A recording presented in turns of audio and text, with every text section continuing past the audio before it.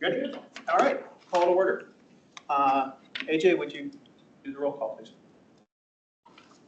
Chair Impounds. Here. Member Strong. Present. Member Chisholm. Here. Member Hughes. Absent. Member Hart. Absent. Member Summerson. Here. We do have a quorum of 4. Thank you very much. Let's go to the minutes. I looked over them. Thank you very much. I apologize I wasn't here, but I did enjoy the action over here virtually, so I did see things. But I'm going to ask if there was anything anybody noticed on, because I think all 3 of you were here. So anything that you noticed that was not corrected on there? Okay. I noticed a couple things, and I think it was just an omission, but items,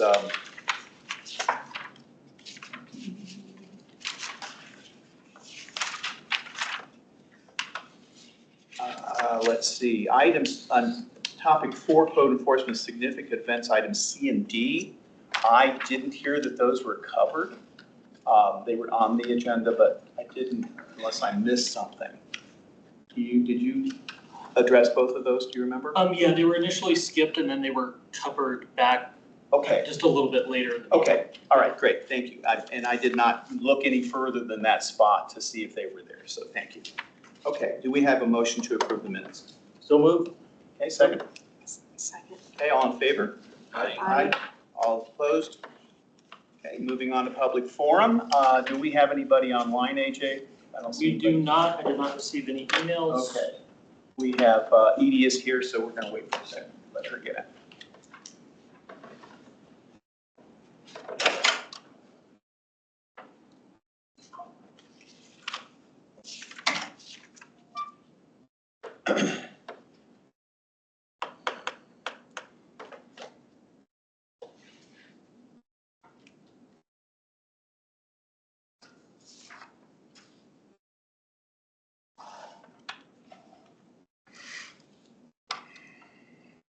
Hello. How you doing?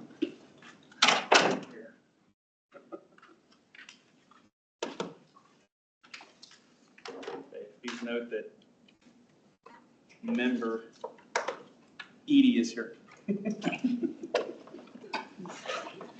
All right. Public forum, we do not have anyone from public to speak tonight.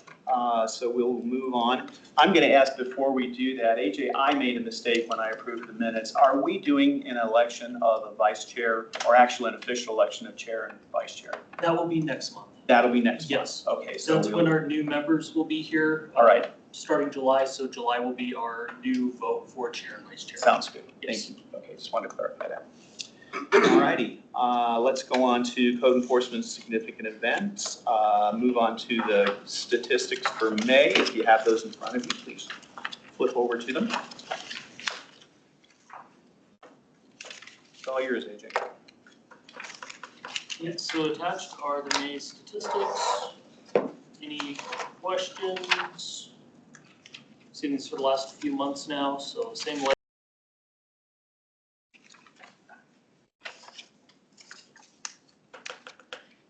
Anything you noticed, AJ, that seemed unusual or caught your eye or anything? Okay.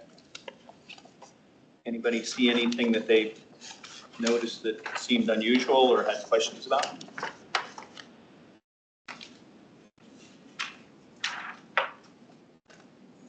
On the citizen-initiated ones, there's 150 MA, which is sort of double, almost triple, sort of the last few months.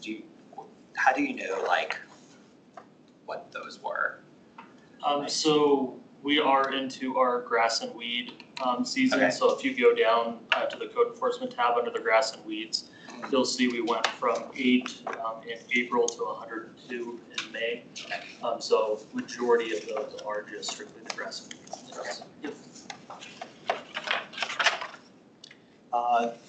To the next page, case status, we have, it seems that it's unusual. We went from 7 on the abated ones. We went from 70 to 16 to 15 to 14 to 1. Is that a good sign? Yeah, so back in January, the 70, we were doing a lot of sign enforcement and snow enforcement.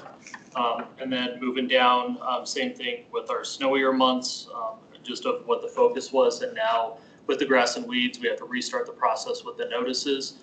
So we are restarting that process for the year, getting that process back and going. So I expect with getting those notices out, once we get our seasonals on board, hopefully here in a week and a half, once those notices start getting up, we'll see the next 2 months, those numbers. Hopefully we get compliance, but if not, those numbers will start picking up again. Okay. For maintenance. Anybody else? Anything else? So where would notice of violations, do we still use notice of violations for anything? Yes, at the very top is the notice of violations and the posting notices numbers. On the first page? Yes, first page right under the yellow line at the very top.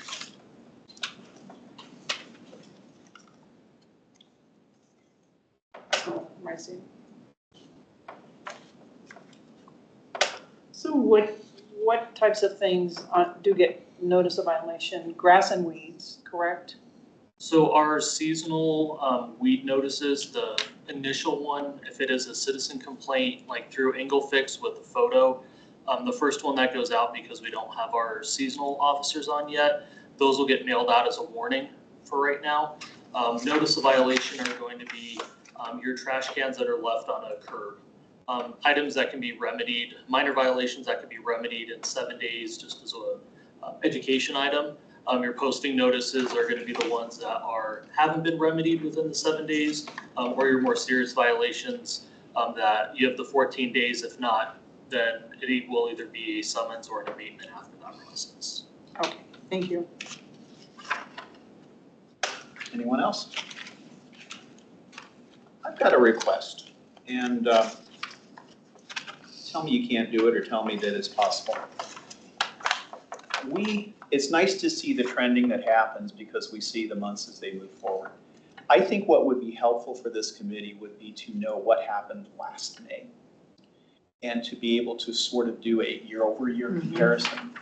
I don't know if it's possible to throw a last column on this and just pull numbers. Basically, I don't think the categories change any. It's probably a copy and paste process. But it would be nice to have that to compare it to say, hey, we're down here, or we're up here, or something like that. Would that be accomplished?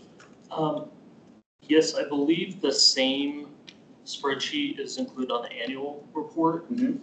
So we do have that from 2024. What we can do is just include that, and you can keep that on your files for the year, January through December. Okay. And then for every month that we add to the monthly stats, if you'd like, you can just go back and reference that month's column with the annual report.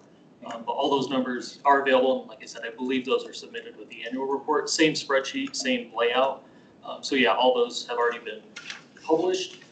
Just adding it, this is just for 2025, so the 2024 numbers aren't put in. But yeah, those, if you are okay with two separate sheets. Well, I was going to ask you, I'm fine with that. I don't know how the rest of the committee feels, but if it's possible, could next meeting we have a set that we could stick behind our notes so that we can at least do this, flip between the two. I think that would be useful. That should be possible, yeah. Okay. Even if we just pull them out of the 2024 annual and just do the form, then that should be possible. Right. Yep. Anybody else? Any other questions or comments on that? I did have one. We have not hired the seasonal people yet. No, our hopeful start date is, I believe, the 30th would be the next start date. Do you have applicants? Yes, we have 2 that have gone through the process, and the start date should. Okay, so And they're they'll 2. be specifically trained on grass and weeds, I assume. Yes, yeah, they'll be our grass and weeds and right-of-way for vegetation violations. Okay. And can you kind of summarize how you'll proceed in terms of how you move about the city with these people? What do you do again?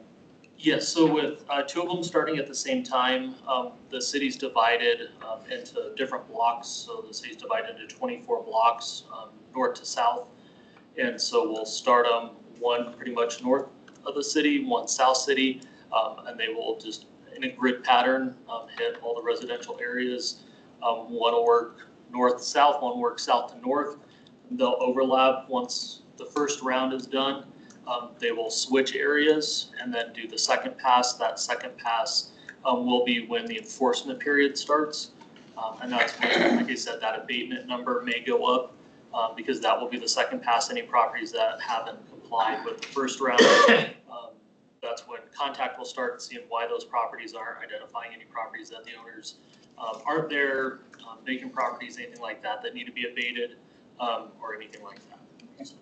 Excellent. Last question about that then is, oh my gosh, it slipped out of my brain. Anybody else got a question while my brain catches up? Will they be responding to Englefix? Thank you. That was exactly the question. I read your mind. Yes. Yes, yeah, those will be given to those two officers depending on what side. If they've already hit them, those will be responded to that they've already been issued a notice. Those citizens that submitted it will be notified if they've already been issued a notice. We've already gotten some of those in. If not, those citizens will be notified about a timeline that the officers are in that area. Those officers will be in that area within this approximate time, and notices will be issued. Yeah, same thing with phone calls or emails. Those will all be assigned to those two specific officers. That way they'll be able to get through quicker. And then since we are still down a code officer, the code officers can focus back on some of the other violations throughout the city. And I do have a question at the neighborhood nights at Romans Park. Do we have a new code enforcement officer? I met the park ranger and I thought it was a new code enforcement officer, but they also had applied to get into the academy. So our park ranger's been with us for about a year. Okay. And our code officer that you met used to be our park ranger, who's also our code officer now. They were a park ranger for about a year and a half, and they've been our code officer for just over a year. Okay. So they've been with us for about 2 years as a code officer and park ranger. Okay, thank you. Any other questions? Thank you very much. Appreciate it. And we're moving on to vacant and abandoned properties in process. Presentation by the Englewood Building and Fire Marshal Office. I assume that's you.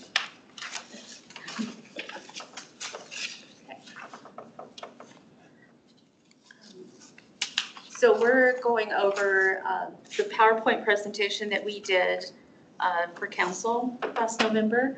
And I'm Karen Montanez, I'm the Chief Building Official. Mike Smith, Fire Marshal. And then the other gentleman that helped us was Brian Isham with he's the planning manager. So what happened is that we were tasked with developing an ordinance along with the city attorney's office and a process to register vacant properties. And so this is what we presented to council. Some of the benefits of doing the registration would be to have an accurate accounting of what vacant properties we have, be able to acquire emergency contact information, particularly for the fire department, especially on commercial properties. Hopefully discourage long-term vacancies and hopefully reduce the number of service calls to police and fire. Some of the cons is the financial penalties that a property owner would incur. In some instances, maybe they can't afford to pay the penalties. And then there's that perception of us taking a property, if we're asking people to register them, and trying to achieve equitable enforcement.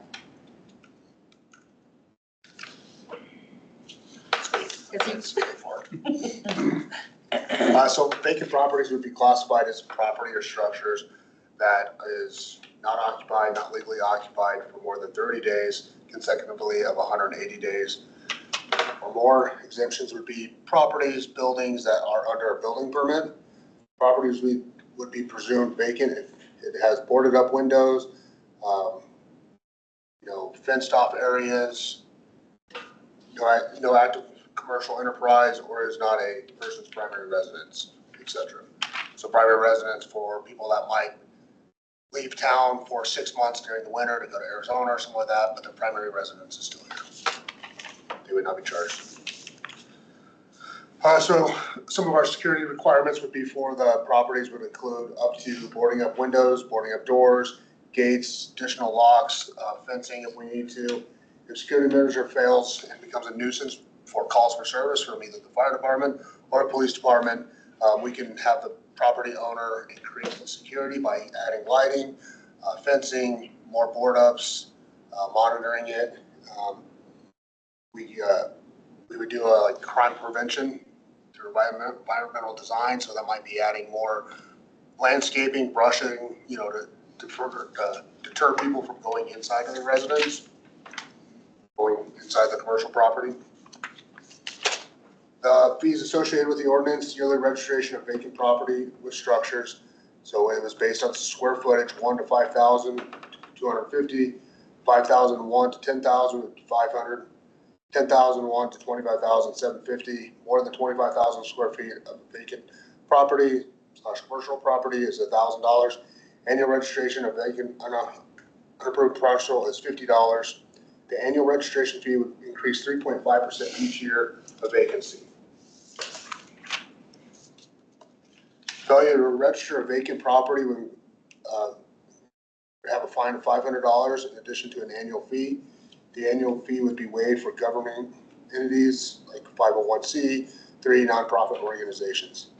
Individual dwelling units and multifamily buildings would be exempt from registration requirements unless 30% or more of the units are unoccupied 180 days after a CO certification of occupancy has been issued. So this was actually as of November. There was 15 known vacant residential properties and 46 vacant commercial properties or units. All of this data was collected either by complaints that we have received or going through just mostly commercial listings. Calculating the fees, if we just use the lowest square footage just to come up with a number of $250, the projected collected fees for that first year would have been $15,000, a little over $15,000.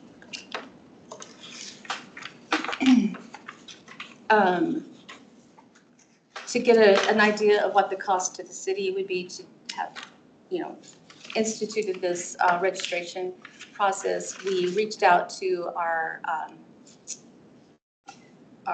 vendor that does, for our permitting and licensing, contractor licensing, to develop and implement a vacant property registration workflow, and that quote came back at $7,000.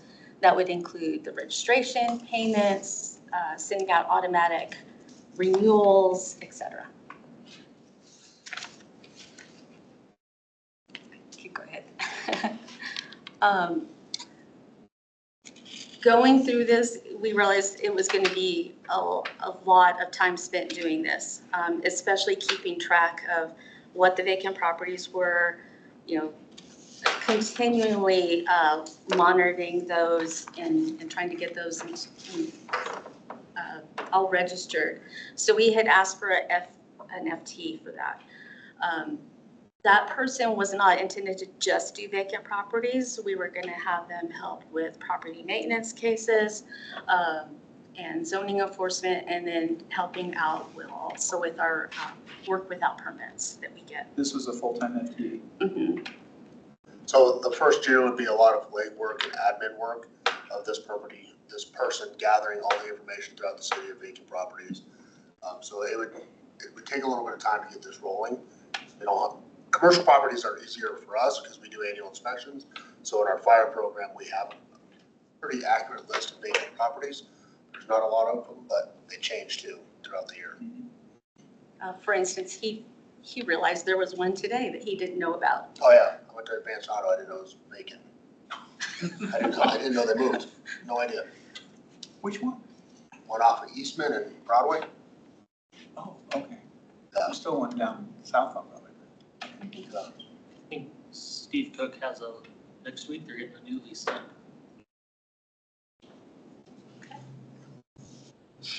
Good to know. For commercial properties, this is the other thing, it is already kind of covered in the IFC, the International Fire Code. So when we have commercial properties, we do our annual inspection, we list it as vacant, but if it becomes a nuisance property, for my authority, I can make the property owner fence it up, board it up, do whatever. Example, the Broadway or the Walgreens off of Dartmouth at Broadway, we were having calls for service there, they were vandalizing inside the property, stealing, vandalizing the fire suppression system, fire alarm system, and the domestic water. So I got a hold of the property owner, they were ordered to board it up, he agreed with it. Property owner went ahead and boarded up the windows and the door and put a fence around it to secure the property. When this went to council, we did not get a consensus on to move forward, or there was questions as to whether they wanted to do penalties or incentives for these properties. And so it has just been kind of left as is. So, if anybody has any questions? Rita, do you know if it's coming back up again? I think that it wasn't at the time coming back up. My question is, so like on the ones that you have authority over, the commercial properties, you're able to take care of that, right? And We can, but if it's not a nuisance, we're not gonna make every commercial property go through the board up process, because a lot of times there might be just a 2-month delay with the leasing or, the regulations of trying to get the new tenants in. But if we're not having issues or calls for service, we usually just mark it in our program vacant. We were told by ownership that a new business will be coming in sometime in the next year. And so even residential properties that become nuisances, there are things that we already can do. Yes, through our property maintenance code. Yes. Yes, we order them boarded or fenced off, et cetera. Okay. So my guess is probably this would not come back this year for sure. It's an election year. Yeah, with Yeah, requesting an FTE, I don't think this will back to council. That never. Yes, ma'am. so you did not get the FTE to do this? No, we didn't. This is Okay. actually our 3rd year of working with this. Okay, So. we had the list of vacant properties, there were 2 on Corona that were not listed in that. So I don't know, So again, we get it by either complaint or we happen to see it, but we don't have people out on the street looking for vacant okay, residential properties. And that's what, that first year I was explaining, that admin portion, that person would be out there getting all this information and data. We don't have the staffing and the manpower to be able to go and just drive around the city to figure out what all the vacant properties are. If we get a complaint or something goes through Englefix, then we'll deal with through that. Englefix, and that's what I Yeah. tell them, that there's a vacant Yeah, property. well, if it's vacant, if it's just vacant, we wouldn't do anything with it. If it's a nuisance property, if people are breaking in or something like that, then we would post it. Yes, then we would get involved, but if it's just a vacant property that for some reason maybe they have a land, some people just own property and they'll hire their landscapers, they'll hire maintenance, someone come out there maintaining the property. Well, that's not a nuisance. It's not getting broken into. It's not causing fire hazards. It's not causing calls for service, so we would not consider that a nuisance property. Would a grass and weed violation be considered a nuisance that you would then take into consideration, or it's kind of low hanging? No, typically code enforcement will handle that. But if it's vacant, then, nobody comes to get the posting of the grass and weeds issues. Well, with code enforcement, there would continue to be a complaint. And code enforcement then would take care of that and abate the property. And then send it to the owner. Our notices we post on the property and we also send them out certified mail. So they'll until we open have it. a a code case for it. There was a property not too long ago off of Lincoln, and the assistant building official opened a code case on it and has been working with the property owner to get that property in proper maintenance. But people have to understand it doesn't happen overnight either. It can take a while, especially if it's been not maintained for a while. We do see a lot of properties too where the owner has passed away and so the property is in limbo. Actually worked with the daughter of an owner of 2 properties in Englewood. She owns several and she actually lives in Oregon. She's quite elderly. And so she had one property that she owned solely herself, but another property she had inherited, but along with, I think, 2 cousins. And so one had passed away and hadn't done anything with his part. And it took actually several years to get that all straightened out. And they finally actually Are had you it. aware of any properties that you can't find the ownership on? Yes, I have one that I have How not. does, I mean, you can't, do you put liens against the properties? Is that how you manage the fines and? The only way we costs? would be able to do a lien is if we did an abatement, which if it's just vacant. But I mean, to me, a vacant property is a magnet in a sense for opportunism. So it does cost the city in terms of police surveillance, in terms of, you know, neighborhoods, having to make sure that there are people breaking in. I mean, there is a cost to it, even though that there's nobody there. Mhm. You know, I don't understand why you couldn't, you know, do an abatement on a property where you do not have ownership so that you at least acknowledge the fact that this property, you know, if it needs to have something done to it. Well, I know code enforcement does abatements on properties, and if they, and they Right. send it to the county. But for us to do an abatement, that would basically, well, boarding up, we can do that and we can put a lien on the property. But anything beyond that, then that would be basically ordering a demolition and demoing it. And, Where does taking kick in? I'm sorry, Where does taking kick in?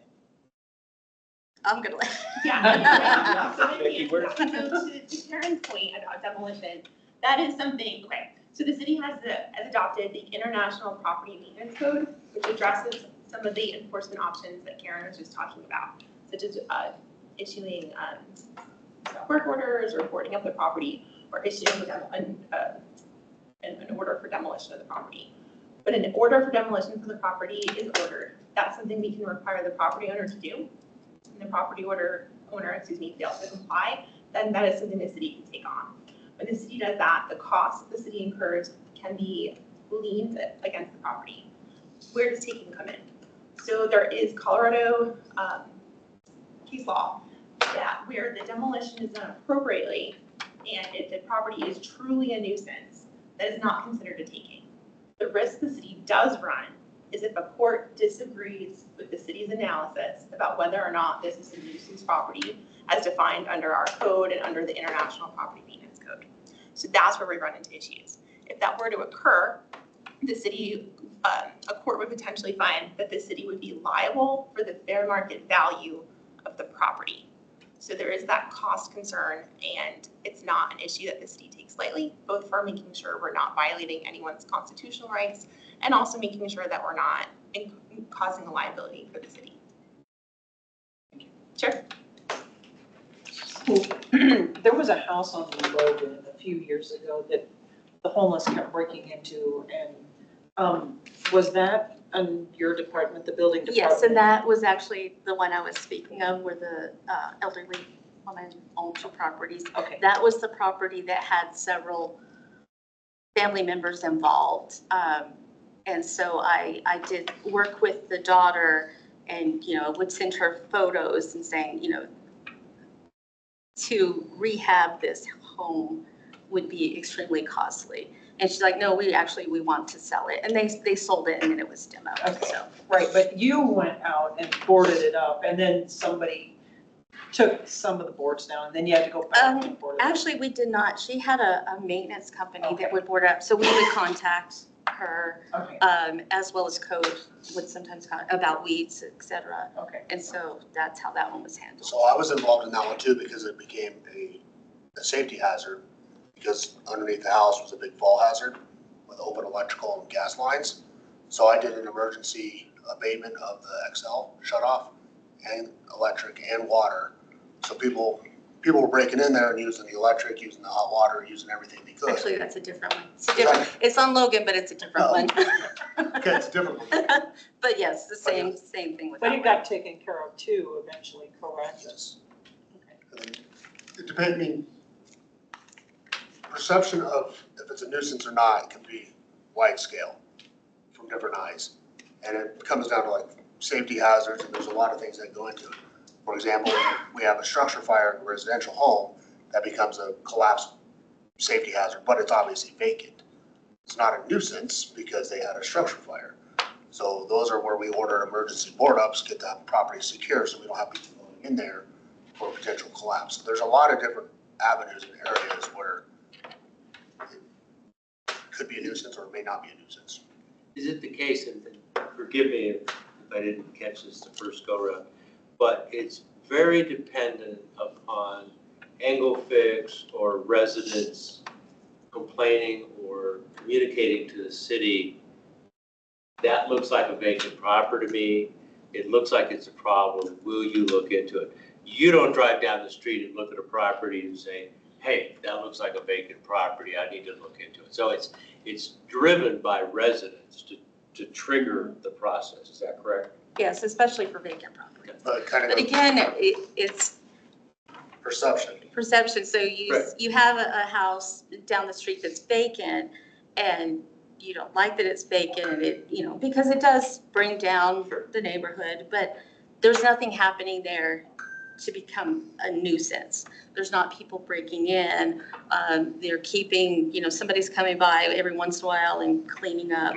But it's, for us, it's just vacant. It's not a nuisance. And do other buildings, let's just say, it may or may not be vacant, it looks like it's vacant to me, I don't know, but there's a lot of feral cats in the garage. In other words, if I call Englefix and I say, can you look into this? Because I know that rundown garage has got a bunch of feral cats in it. And this, I heard as an example in talking to people. And what would you do in that situation? So in that case, first it would go to code enforcement. Okay. And they So would what- look at the I guess feral cats and bigger then if picture, it's, they building felt. department, fire marshal, like, we're not gonna get involved with feral cats or weeds or grass. But if it becomes a fire hazard, danger, collapse hazard, danger to the public, that's when we're gonna get involved. But again, you would sort it out. If somebody called Englefix and said, here's my concern, here's what I'm seeing, somebody would look Yes. into it. Yes. Yeah. Okay, So quite often AJ's team will be out doing, sure. their investigations for Sure. what was called in. And then they'll let us know, hey, there's also XYZ. Yeah. You know, Thanks. AJ sent us stuff before, like, hey, we found this, we dealt with this portion, but we also noticed that people are illegally living in the detached garage. That's something that we would get involved in. So part of this came up last meeting because someone from the public, right? The public comment was about the code and That's where the, it started. yeah, and then so maybe they weren't responded to by Englefix, but who, obviously, as you said, nuisance is subjective. Fire marshal might have a different opinion than code enforcement. So how do we work to address the people who think that this is a nuisance and may honestly genuinely feel like it's a nuisance? So, And that's where this came from, because it was getting tripped up in, well, we can only go so far from code. And then it quickly got into a lot of questions around. so first thing we do is when we get that, we will get eyes on the property.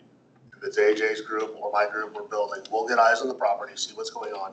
If it's large vegetation growing into power lines that are becoming a fire hazard, then I can get involved.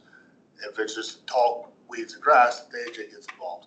But we will get eyes on the property, determine what's going on with it. And then I also pull calls for service for that address. So I'll go to our dispatch or one of our records ladies, give them the address, say how many calls for service have we had there. I'll pull the Denver fire calls for service, We've had no calls for service there, no activity. So that's another thing that might like, okay, but if we had a ton of calls for service there, then we might elevate it to, this is becoming more of a nuisance property. We're gonna maybe add it on an extra patrol. Building will start going to the property maintenance code to start opening a code case on it. If it's strictly going to be more like trash, rubbish, weeds and all that, that would be more of AJ's department. Calls for service in this case would also be angle fix? Or is it No, literally we're calls for thinking service? You've already submitted an angle fix Yeah. complaint, so part of our steps is looking for calls for service on that property. Got it, okay, so that is not Fire. calls for service, just to clarify. There are some properties that the building department will not go to without police presence because we've asked that records be pulled and we're just not going to go out there by ourselves. Because it's not safe. It's not safe. Thank you. Okay, any other questions? Thank you so much. This was very informative for us. I think we needed to hear this process and knowing from what happened in the last meeting in terms of, like you said, Rick, the questions were coming up and we were sort of floating down this river of, is this part of what we do? And it really isn't, but it helps to understand that line a little bit better, so thank you. And then you can see where we all Where work you fit in As- together. as a team to tackle some of these. Right. Because some of them do end up being, code enforcement, police, fire, and building. So those are the ones that usually go to our nuisance abatement team because that's where we all work on it together. You guys are all Englewood citizens. If you have questions, something comes up, feel free to reach out, call me, email me. I'm not a hard person to find. Thank you. Thank you. Okay, let's move on. Thank you. And Rita, if you have any words of wisdom for us? I'm not sure I have any words of wisdom. Words. Council is on vacation. So we go back Monday night.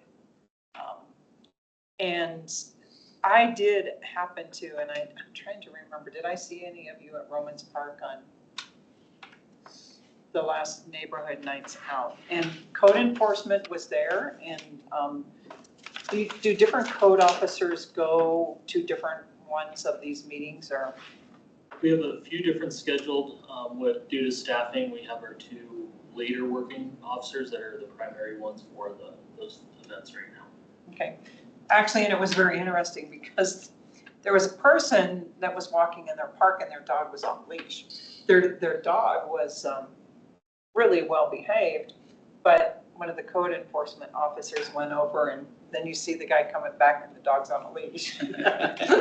So they did notice it and so anyway, but neighborhood nights are a great thing. I think the schedule is in here and Yeah, we're gonna be talking more detail about Okay. that, so. okay, so, because I do think that would be a good thing for you all to.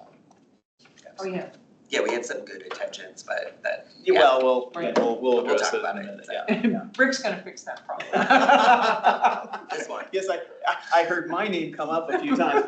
Well, when Rick gets back, we'll work on that. It's like, okay, write that one down. And now I know I can say whatever I want. Yes. And it'll get assigned to you, so. It's gonna have to be like classroom, it's, it's Rick E, it's Rick S, so. Okay, thanks, Rita. Let's go to the subcommittee, and there is the engagement plan that was put together that Edie and I put together. You guys approved from last, if you can flip over to that. I apologize, I think we have kind of deferred to the schedule, the seasonal schedule on the second page to give guidance in terms of what those pieces are. So we haven't really taken any direct control and in terms of developing that. And I've been fine with that. I think Edie, I'm not speaking for you. Are you okay with what Yes. they've been doing? Yeah. Because they're, we Yeah. get them past bias and it's terrific at this point. So if everybody's okay with that, we'll continue to allow that to happen the way it is. I would like to make a request because of my new role within CEAC. I would prefer stepping back from the communications committee subcommittee. Is there anybody here who would like to pick up that? It is nice having a couple of people because two heads are better than one when it comes to some of this stuff. Does anybody want to be a part of that? Honestly, we don't meet it very often, right? Only when we feel like we need to or when it's been a request to do that. Anyway, if you want to give it some thought, we can approach it next month. We've got new membership in too, so maybe that's a good time to bring it back up. But just for the record, I'm probably going to step back from that. I'm actually happy to step into that space. It's Okay. My background, my professional background, so I think I appreciate I'd that. be happy to Okay, Rich. You okay work that? with Edie. Yeah. Okay. As long as it's Yeah. okay with Edie. Yeah, sure, sure. Good thing I opened I'm the door. fine. Good thing I opened the door first. Yeah. Thank you, Rick. I appreciate you stepping forward, and I do agree. You have a great background for this task. And to that end, in the unfinished business section, not that I don't want to continue with this as a major thing for this committee to continue to discuss, but I think I'd like to move the whole neighborhood nights thing more toward the communications committee, because that's really what it is. It is actually communications, but until we kind of make that transfer, I think we can kind of address this. I'm going to back up a bit. This came back, I think, in November of last year. And I mentioned, wouldn't it be great if we had representation in neighborhood nights? And so I know we didn't have a December meeting, but it kind of began to hit the discussions early in the year. We had some meetings, which, a meeting which didn't happen, so it kind of got stalled there. All of a sudden, we were on top of dates. Rick stepped up last meeting. I much appreciate that you did that. He and I had some back and forth texting with each other, and it kind of came down to the fact that to really do something right, it wasn't going to happen because we didn't want to rush it. We wanted to make this work. I'm going to back up for a second and ask the question, is it still the intention of this committee to have representation at neighborhood nights this year? I agree, like I did the last time, that I think it's important. I think where we had run into a challenge was outside of us just sort of standing in a tent. It was rapidly unclear what it was that we might be handing out or engagement of any way, and whether we were going to produce a sign. And if we produced a sign, that would use our very limited annual budget. And that might be okay, but then what would that sign be? And do we have some agreement on that? I might think putting up a giant QR code for Anglefix might be a good way to just engage people and get them involved. Other people may not agree with that. Other committees I know are also contribute into Anglefix, transportation, et cetera. So it might be an interesting joint committee project at these nights. But anyway, so that's where we got stuck. And I think, did Jason Park get canceled? I know it was really rainy that night, but It started about 20 minutes or so and it ended up getting rained out. so, but anyways, good intentions. I think we should have intentions. I just like to be there with something intentional. Yes. Yeah, and it looks like we kind of have our act together a little bit. Especially as a newer member, Right. Okay. talk about weeds. Anybody else, or Yeah. is that still a supported agreement? Are we wanting to do these, at least make a presence at these things this year? I think it'd be great if we all signed up for community commitment, to sign up Okay, to be at these things. okay. Thank you. Mike? I'm lazy. I know you. I don't want to be a crybaby, but I'm putting a lot of volunteer hours in right now. And so I hate to say that I commit to something that at the 11th hour, I'm not going to show up. So that's my biggest concern. I think it's a great idea, but I guess that I believe the mention of the QR code and Anglefix, I think if this committee could somehow communicate or help the city communicate more about Anglefix, Yes. I think that would be a very concrete move forward. Now, if that's talking to people face to face at a neighborhood nights, that's okay. I'm not against that. But I think I've talked to people in my neighborhood about Anglefix and they're just blown away. I mean, it's like they don't believe it. I mean, they complain about something. I said, why are you doing it? And they've gotten back to me and said, thank you, that has value. So I just throw that into the conversation. If we could promote and educate the community, use Englefix. Because it's like the discussion tonight, if I call Englefix, they'll answer my questions or they'll refer it to the right people and somebody will follow up. That's pretty good. So those are my thoughts. Yeah. At the presentation with the Communications Committee, they did indicate that of course there are several agencies involved in Englefix and rely on Englefix, that they could produce a Chotsky of some sort, a giveaway, and I think that would be great to have, like refrigerator magnets or something with the Englefix on it, so I hate QR codes, by the way. I just absolutely hate them. So I would go to the computer and put it in, or I'd call and ask for Englefix. So I just think it'd be great to have a giveaway that engages people. And it also talks about something that I think Englefix is a fabulous tool, an absolutely fabulous tool. And I think everybody should have a refrigerator magnet so that they have it right there and can go to it and quickly do it. I think it'll really help our community. Okay. Sonia, anything? Any thoughts on it? I think especially like at the Malley Center, for a lot of seniors, it would be good to have things like that. And maybe somebody on the staff to educate them like, okay, let's go to our app store. This is free. And walk them through it and something, yeah. But Wednesday nights for me is not great. Not great. Okay, and I'll put out a couple points too along that line. First of all, of the upcoming events, 2 of them are over our meeting times. Yeah. Okay, so that kind of makes there's a bit of a conflict there, especially since we have to seem to work so hard to get a quorum sometimes, that losing one automatically is not exactly a plus. To me, the plus is, and I'm going back to kind of what we're chartered by the council to do, and that is to be the eyes and ears of the community.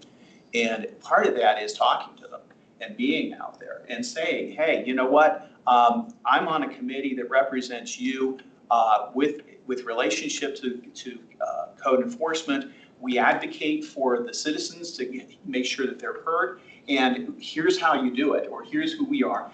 So there's an education piece that can happen with those too, and I think that's kind of priceless. That being said, it is a commitment, and that's why I wanted to know, because most of us are here, Linda isn't, but are we willing to move forward with this? Rick has already indicated that he will make it, but I know there's some dates that he can't. Can I make a suggestion that rather than trying to do our own booth, and maybe that's next year, that we either pair up and have somebody available with the code enforcement booth who can say, hey, I'm a citizen and this is what we do with code enforcement. Or we do the pairing on a booth with another citizen committee where, you don't have to have 2 people there necessarily. You can just have 1 person. And if you aren't there, you aren't there. It's not like you're going to be missed. Would that be an okay way to dip our toe in the water on this and see how it will work? What about just because Englefix goes across many agencies, that we just have an Englefix, Okay, and I was going to ask, that's the focus. AJ, is there anybody who focuses on or mentions it, or is it part of their booth that we would be duplicating that? Do you think? So communications is over Englefix. They have done their publications. It's in all the utility stuff that's online. Their initial large push out of all of Englefix is on the tail end. The big push of that from their end is over. All the handouts and swag that they have is coming to an end. So what information they have out, at least that big initial push, from my understanding, is on the tail end. The information that they're going to push out is pushed out. They're going to keep it online. Pretty much, it's going to stay in the utility mailer. It's going to stay on the website. All that information is still going to stay out there online, Facebook, all the social media platforms. It's going to remain out there. It is used by all the city departments. It is citywide. So there's not a specific Englefix booth, but it is supported by all city departments. So for code enforcement, if you have an issue, that's something we'll report on Englefix. If you go to Public Works and you have an issue with your alley, report on Englefix. So it's not that there is one booth, but it is supported by all departments. And if there's an issue, that's where you're going to be guided to. In fact, if ED handed them down, you'll notice your new neighbor form that you guys designed. Yes. There should be enough for each one of you. That I have the city finish, they finished branding it, and I actually had them, I just got it back today at the bottom. They actually added the Englefix, not only the QR code, but the direct website URL to it for you. With your permission, I was actually going to get this out to the Malley Center that they could hand out to any new clients that come in for passes and that as well that may be new to the city. So with the Englefix at the bottom as well. So that is another resource you have. This is probably one of the best resources you have for handouts. So I did have them add that Englefix because I know that is a priority of yours. But handouts or any other signage or anything else would be whatever you want to develop and hand out. But otherwise for Englefix itself, because it is a citywide use housed in communications, there isn't a booth just for Englefix, if that makes sense. Makes sense. Yeah, I just was wondering whether any particular group kind of made that part of their little spiel that they're giving in the booths. I'm sure it comes up, particularly communications, is you're probably going to use it. So, and this piece I think was the one we were considering having available to hand out if we were there. I think it's a nice, we did a good job, and they approved a good job. But I think that this is in sort of an essence what code enforcement focuses on, and these are the things that if you abide by these, you're in good shape. You're going to be fine, and that's what we want. So if we move forward, I would recommend that we have a few of these at the booth, and they could even come out with your code enforcement stuff and be there available to hand out if there's no one from CEAC, but at least it's a visible piece. Are people okay with that? Does that sound like a good plan right now? I think it's a good plan, and my thought is, I apologize for being scattered, but if I got an email or a text, like the day before a neighborhood night, and it said, oh, by the way, if you can make it, please make it or let us know. And I go, yeah, I could do that. Tomorrow night's not a problem, I can do it. But then, that creates a responsibility for somebody else to send a reminder text because Mike's scatterbrained and he can't remember. But if I did it, it would probably be at the last minute. And I would just, I'm not going to book it on my calendar 3 weeks in advance and say, I'm just not going to do that, I'm sorry. But if they go, oh, wow, it's this week, yeah, I could do it. So, Okay. I'll sit next to AJ and give him a hard time at neighborhood nights. It'll be fun. But I don't know. I mean, again, I'm lazy. If you're not a Mike and you want to have it planned into your life, yeah, I mean, it's like. can we take a look at the schedule? I list of 20 items. And Rick, would you be able to attend? Let me ask you that, because you're the first one that stepped So up. we have 4 left that are not a CEAC night. The 4 is June 25th, July 9th, July 30th, and August 6th. The July 16th would be a meeting night, and the August 20th is a meeting night. I can do the 25th and the July 9th. Then I'm out of the country for the other 2 that are not meeting nights. Okay, and Rick, that's my home park, so I will definitely be there for the building on July 9th. And I could be there on the 25th. Okay. And Bates Logan, could sign me up for that.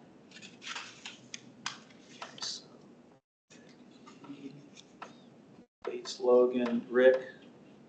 What night Oh, is, and I can do, this is all Wednesdays. What was the second date that you were able I to? can do June 25th and July 9th. July. Bates Logan is also my neighborhood park. But, Okay. On the 9th, Do you on the wanna go to 6th. that one too? yeah, but I don't get off work till about 6:30. Okay. But Well, we. I could you do like a tag team it. halvesy. Yeah, I could tag team it. You want to tag team that one? Yeah, Bates Logan, Bates, Logan on the 6th. 80 and Sonia. Just get there when you can. And then I said the 25th. And, And Rick, we're gonna you're say, gonna do the 25th too. correct. So that's Rick, S, and Edie on the 25th. It's the Rick and Rick show on the 9th. Meeting is on the 16th.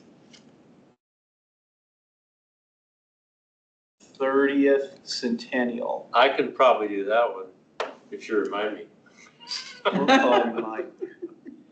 Well, We'll play you back the recording. Oh, yeah, okay, that's, kick me in the rear end, that's what you gotta do. I'm gonna be out of town most of those days before that. okay, and so we've got Sonia on the 6th at Bates Logan And Edie, for half, and then Edie. right? Okay, Mike, and Mike, I'm not sure if, I can't do the 30th with you, but if somebody else wants to jump in, and again, if it's just one of us, I don't think it's a problem. You know, but we'll remind you. I'll put it on my calendar. You know, But I don't really you know I'll have let a you know. Okay. And to Okay. clarify, these are produced by the city that we pass out, or do we have to produce these? I can go ahead and make those. Okay, are cool. good. Those are Thank you. good. And Madeline has these for the welcome packages? Yes, Okay. yep. Yeah, Madeline's the one that helped with those, so those are the ones that will be in the welcome. Yeah. Okay, did we cover that now? And will they have welcome packages there or not? They will have a limited number, because of what's in them, they can't bring a whole bunch, but she will have a few. And then I will have, make sure whatever code officer is attending will have a stack of these to bring as well. That would be great. Okay, I that'd be think great. that's, so that way we don't have to worry about bringing anything, we just bring ourselves. Yep. Okay? Yep. And if you can't make it the whole time, don't worry about it. If you say a couple hours, that's better than nothing. So don't feel like you have to be there for the full 4 hours. It goes 4 to 8, right? Correct, yes. Okay, so it's 4 to 8. Thank you, everyone. We'll try this out and see how it goes, and maybe we'll do something different next year. We don't have anything on the 20th, or is that a meeting night? The 20th is a meeting. Okay. We can have our meetings there. Okay, we have put this little puppy off for months now. It is not a fun one. EMC 1541 is about as thick as it gets. And I've spent probably an hour this afternoon trying to make sense of it. I don't personally believe there is a lot in there that we have to understand deeply, because I'm not sure that these are issues that we deal with in this group very much. But I think we should at least look it over, kind of get an idea, and ask AJ, and ask Vicki, and ask Chad questions about it, so we kind of get a feel for what it is that they're doing in this kind of process here. If you have it and you can open to it, I would appreciate it. List 15? It is 1541 judicial abatements. It's actually chapter 4, but it's 1541 judicial abatements and nuisances. And then it goes into vested rights and takings, which is part of the reason I asked the takings question earlier. So has anybody, just be honest, has anybody scanned this or looked over it in the last month or so? That, I didn't think so. Okay. I'm going to go through with a couple questions I have, and if they can be answered, that's great. In the first section here, line C, prima facie evidence, it says the issuance of 3 or more notices of violation. My first question on those notices that are provided for the abatement process, is there a period of time that those notices would have been made? Or is it just a total of 3 that triggers this? Is there any time frame on these that you're aware of? So based on the court, and I believe Vicki can double check this, they won't do anything outside of 2 years. So anything, if there's been more than 3 notices outside of 2 years, when we go through the court process for the judge's recommendations, for the judicial abatement process, anything outside the 2-year mark, which is the statutory limit, that there's nothing at that point that they'll really consider. But it is that 3 notices in the 2 years will sort of escalate the process for him. Okay, thank you. And I'm not certain how this document gets utilized, but if this is a public-facing document, it might be helpful to have some clarification that way. And again, I'm just looking at I'm trying to see this from a citizen's point of view who is poring over the MC and trying to figure out what they're reading. So the questions I'm asking hopefully will be dumb questions. Yeah, and the issue with a lot of, especially when we get to the judicial process, is case law. So what the judge has to go by, if there is any new case law, what a lot of the city attorney has to look into as well, is what case law is for what's new practices. So even if it is included in there, it may change because of what current practice is, what new case law comes out, that type of issue. Okay. So. All right. Let me go on to the next section, 15.5.1. I hit a term in C1 that I had to look up. Reasonable nexus.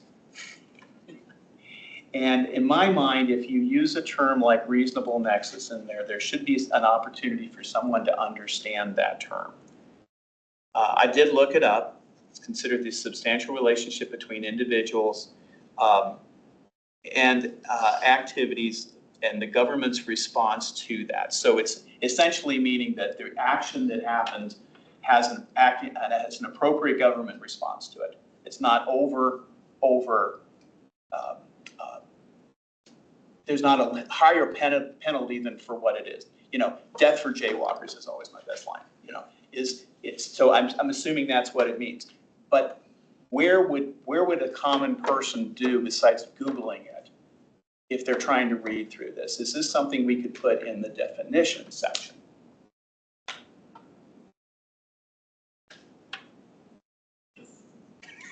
Yeah, I mean, so I don't see why not, but we couldn't add that to the definition section, especially since it is in quotes. I think that would be helpful. I'm just double checking the definitions section now, see if it is there. It wasn't in there, right? No, It's not in. I checked it before I checked. Yeah. It's not in the Yeah, I think previous it's definition appropriate to section. do it there.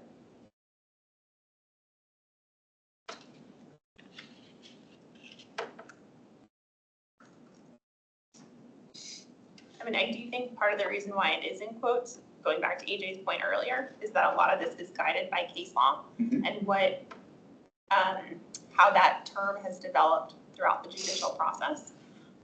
So in putting a definition in our code section for that, we would want to be mindful of where we are from a legal precedent standard. Mm-hmm. And I guess that adds to my case. Okay, if it's not a clear definition, then it can be interpreted different ways depending on where the current case law is at, then it makes it even more dangerous to use. Especially in a sort of citizen aspect, since somebody reading through this and trying to make sense of it. The next one I had was in D, 15.5.1D, and it's the application section here. Now, I think I know who this is, but I'm not sure somebody who read this who was trying to figure out whether they needed to do this or not, it was them. You've referenced, it says an application for a vested rights determination. Okay, I don't see who that references. Who's applying? Is it the hearing officer? Is it the city? Is it the person that's being, that this is initiating with? If you look on the next page, they actually do clarify it in 15.5.7, where it says in evaluating whether the applicant, and then it puts in parentheses, occupant, owner, developer, successor, and interest of the three. It doesn't do it here. So I don't know who's supposed to be the applicant in this. And I would recommend that that be clarified a little bit.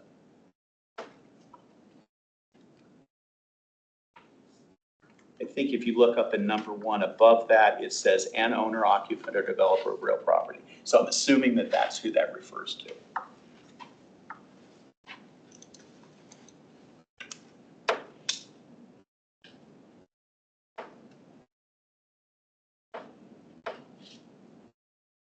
And there's not clarification in that section on that application about the fee. It says that the amount is to be set by council resolution. That, again, seems like a moving target. Is it change? Is there a reason why it changes? Is there information that the citizens should know as to what's going on with that application fee? I would think that that's in our fee schedule, the city rate and fee schedule. I'm just checking now to see if that is something that's included. And that's something that council passes every year. It includes all sorts of updates, including if there's rate changes for our water utility and things along those lines. It could be clarified then with the parentheses that says see current fee schedule, something which directs them to that. Again, it's not a term that I think is clear for the person who's reading it, especially if they think they're going to be filling this thing out. Wouldn't it be on the application? Yeah, but if I'm reading through this, I kind of want to know what I'm going to pay. Is it worth my time? Because they're basically saying that they didn't do, what's being told that they did. So that would be a recommendation that I have. I'm going to keep jumping ahead. Criteria, this is 15.5.7, criteria for vested rights. We get another one of those wonderful terms that nobody would know but a lawyer. Equitable estoppel. Equitable estoppel is a legal doctrine that prevents someone from taking a legal position that contradicts their prior actions. So it's basically reversing themselves in the middle of something where everything's moving forward and they change their mind about something or they change their position on something like that. But again, I think equitable estoppel should be defined.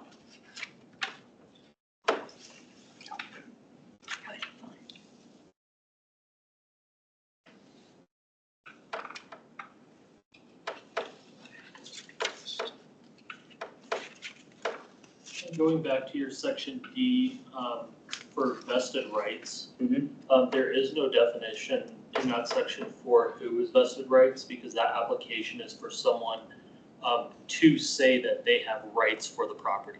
Okay. So that application is for someone who is not the owner, the occupant, or the developer. Okay. That is an actual application for someone to submit saying, I have rights in this property, either through probate or a family member who believes they have rights in the property that isn't on paperwork. Okay. So that's why in that section, it's an application for vested rights determination.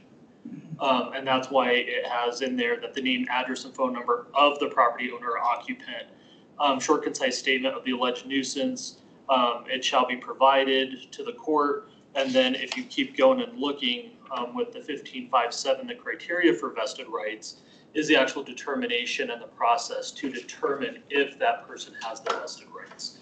So that's why there is no definition in that section for who is vested rights. Okay.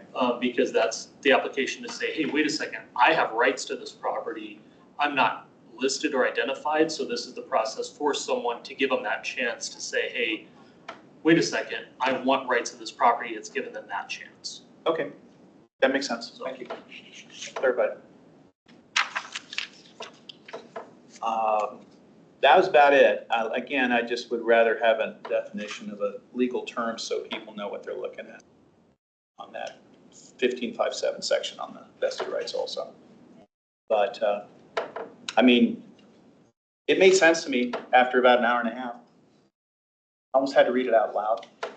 You know, it's very thick. But that's all I've got.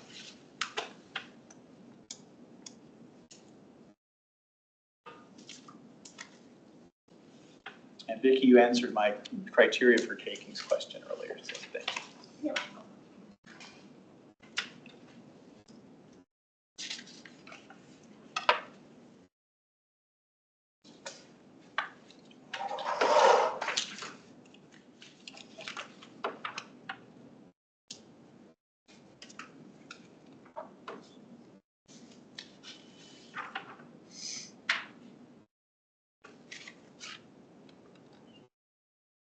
Well, rather than trying to cover a lot of more information with regard to this, if you want to take a look at this between now and the next meeting and come back with any questions you have, please do so. I just, I really want to get onto grasses and weeds. We want to start there next meeting? I think we should plan on starting their next meeting. Are we okay with that? We are looking at 7:12 right now. We still have some agenda items yet. Everybody okay with that? Where's grasses? Picking up with grasses and weeds, 15.6.1. I do have one question on this, just because it is, like you said, thick and dense, and obviously someone who may not understand all of it. Are there city resources, can someone come to the city and kind of have someone walk them through this? Is there like a? That's a very good question. So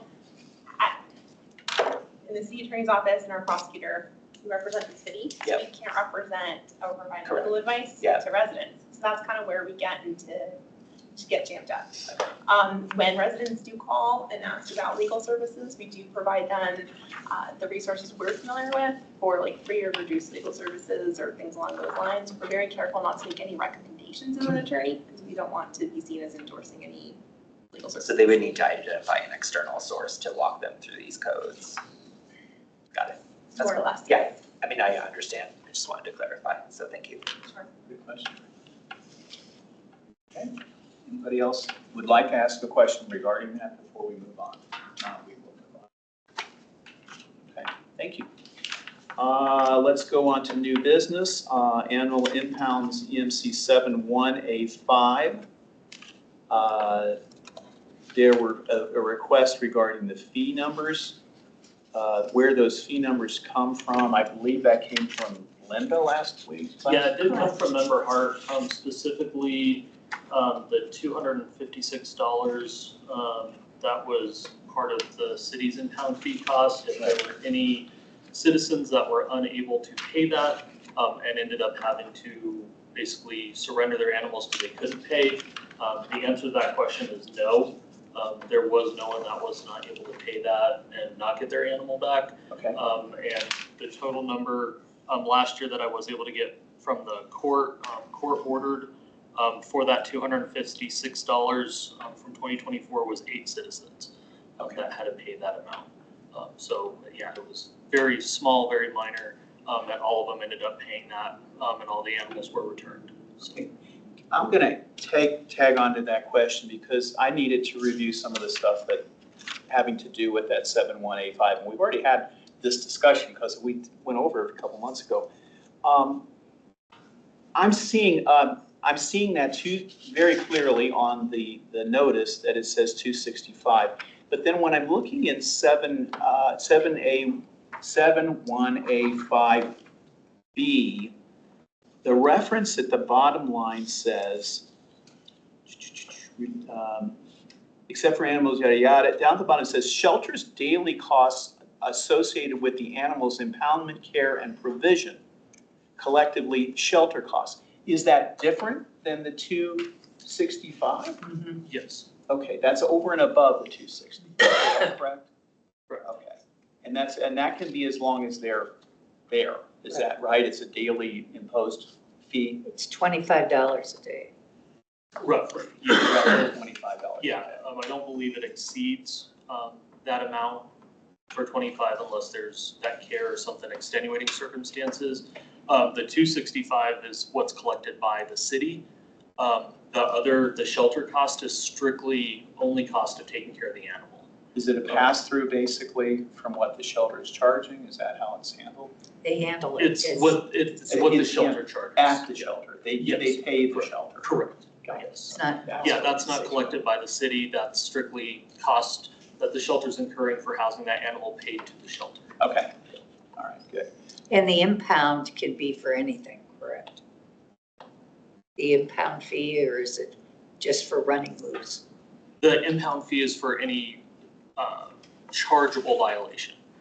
So for the impound fee, if it's not going to be issued on a safe hold for a citizen that goes to the hospital, we're holding their dog while they're at the ER, we're not charging the impound fee for that.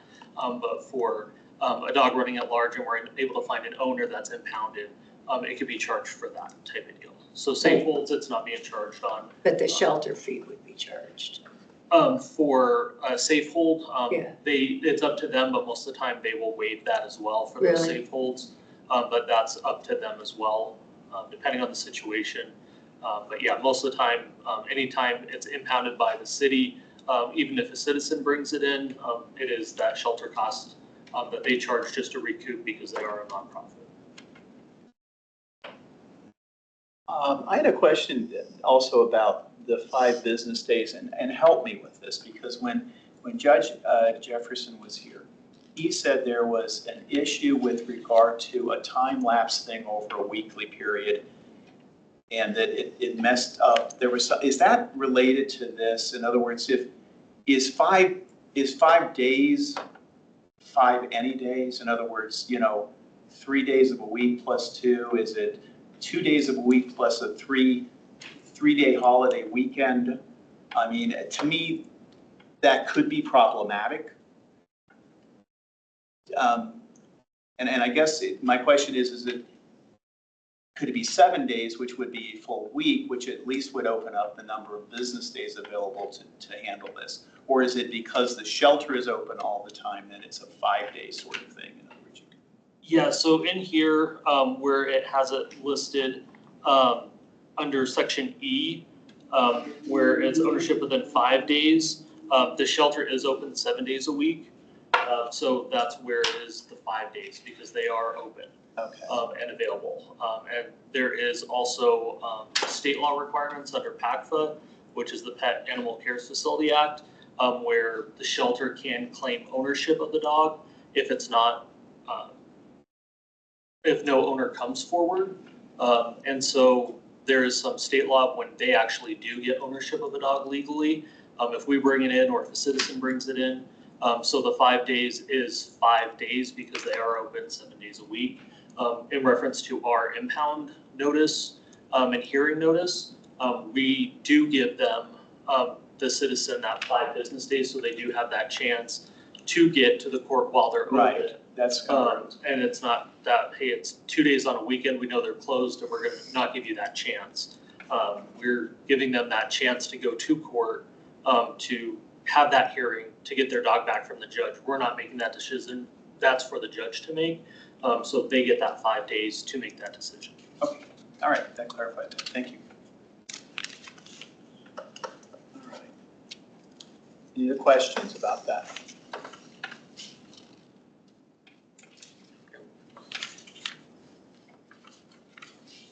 Okay, we're down to member's choice. Is there anything anybody wanted to bring up?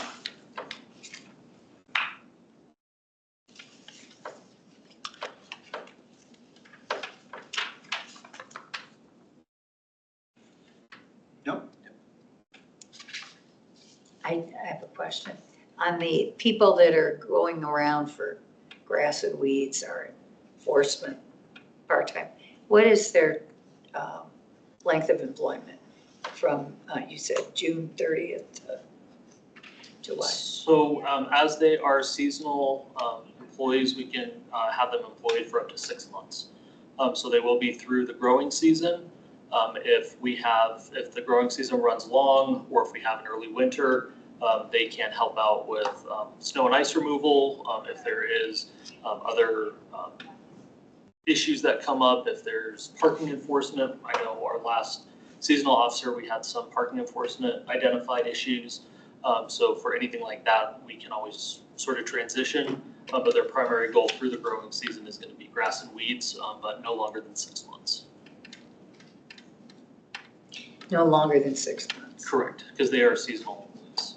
So they're not just college kids going back to school. They're not going to quit in August or September, right? I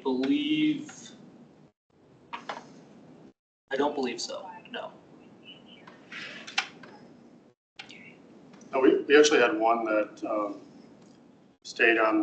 Grace stayed on 6 months, and then she ended up applying for a police position, and then she went to the academy in January of this year. Yeah. She is now out on the road, I believe, as an officer. So, and our 2 seasonals, I believe we both have them at least through September is what they were saying they're available for. So past that, it's still within their 6 months, so they could be available.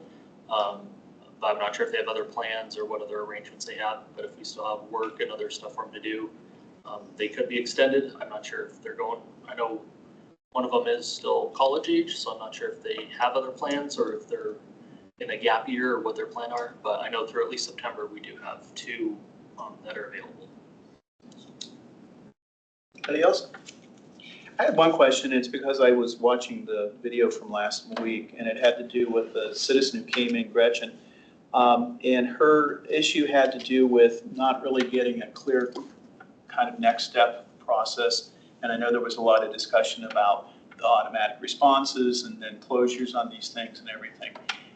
It seemed to me there was discussion about what's a process for somebody to be able to get more information about a case that was closed or a case that was addressed, but there wasn't a lot of clarity on it.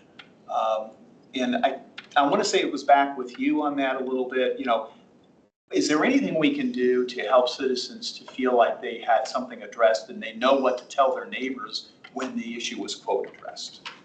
Yeah, so like through Englefix or just in general? Yeah, just general, an angle fix or a call in or something like that, Yeah, so through Englefix or any call, if they call in, leave a number, if they email into any department, a lot of the times, especially through Englefix, we will respond either when the case is over and say action's been taken, property was in compliance, or like we were discussing tonight, the level of nuisance to what us is in compliance may not be what you believe is in compliance. So at the end of the Englefix, at the end of all of our email signatures, we may not always get a call back, especially right now with our busy season, unless you specifically ask, hey, can I get a call back? But some of our cases do run 2 weeks, 30 days. If they end up going to court because of the criminal justice and those are handed off to the court, we cannot provide a response because now it's handed over to the court. They're the ones that would need to be able to give the case update. So the best option, especially in Englefix or an email, is to have those neighbors, yourself, to call in to whatever officer is closing out that report and provide us with the Englefix case number, the property address, and just talk with the officer and let them know, hey, this is the property address. It was closed out or it's still in process. We get those. We got one, I believe, today of I submitted an Englefix. I see it's still open. Can I get a status update? I'm not sure the process. We're more than happy to give a quick phone call or get a phone call. And this is the process. This is where we're at. Yes, we've talked with the owner. This is the issue they had. They had a landscaper getting ready to come out. We had one with a tree company that was scheduled to come out, and they ended up canceling on them because they weren't able to do the work because their boom truck wasn't tall enough. So now they have to find a different tree company to come out. So those situations arise. We're not going to be able to get a chance to call everyone back on those situations. So the best course of action is just call in, We're more than happy. It may not be the same day. We try to get back 40 to 72 hours to get a phone call back. But yeah, if there's any questions of why a case was closed out, or why a case, there's been no update on it, is just give a call, quick call in, email in, and we'll get a response back. And is that what you just said, perhaps in a smaller statement? Is that indicated on the response when an issue has been closed? Is there something in the information that says, if you'd like more detailed information about how this was handled, please contact? I'll say it should be in all code enforcement responses. Okay. It is in there that if you have additional questions or concerns, please reach out to code enforcement, and all of ours, either myself or Dave's contact information when we close it out is at the bottom with our phone number. Okay, So- and that's a part of the auto response when a closure. Ours aren't auto response when we close. We physically go in Yeah. and we will put in a response and close it. Okay. Yeah, it's not an auto response when you get it from us. It's either Dave or I physically going in Okay. and closing it out. Because I think that giving them a little more information, it sounded like, giving them a little more information on what they can do if they didn't get all their questions answered is an important piece of that too. So, okay. Anything else? Let's get out of here. Okay, meeting adjourned. Thank you. And next meeting is July 16th. July 16th.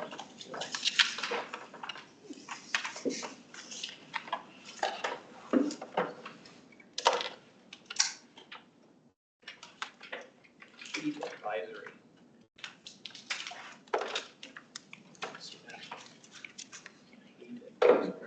Thanks, Rick. Yes.